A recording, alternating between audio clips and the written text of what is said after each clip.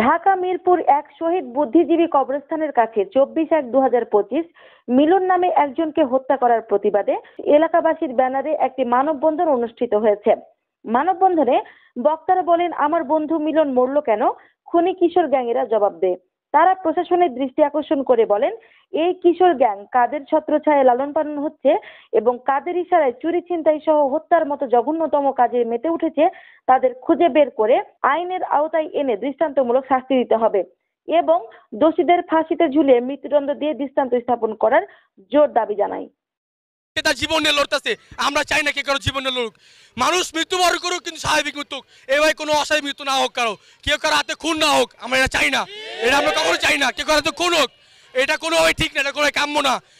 আমরা যারা মিরপুরবাসী আছি, আমরা জানি যে এই বসতিতে কি ঘটে। এখানে চাঁদাবাজি, লুট, রাহাজানি সব ঘটে, ছিনতাই। মানুষ এখানকার কেউই সেফ না, সবাই কেউ নিরাপদ না এখানকার। আজকে আমাদের এক বন্ধু মারা গেছে ওদের এই রাহাজানি, ওদের এই ধরনের উগ্রতার কারণে। আমরা উগ্রবাদী না, তাই আমরা শান্তিপূর্ণভাবে সবকিছুতে আসি। আমরা যারা আমার বন্ধুকে হত্যা করেছে এই হত্যার ফাঁসি চাই।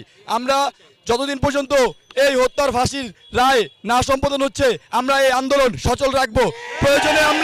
প্রয়োজনে আমরা করে পর্যন্ত যাব। যেদিন ওদেরকে করে উঠাবো, আমরা সব বন্ধুরা মিলে, আমাদের ছোট ভাইরা আছে, তার মা বাপ সব মিলে আমরা যাব। আমার বন্ধুর ফাঁসির রায় যতদিন না হবে, আমার বন্ধুর এই মৃত্যুর ফাঁসির রায় যতদিন না হবে, ততদিন আমরা চালিয়ে যাব।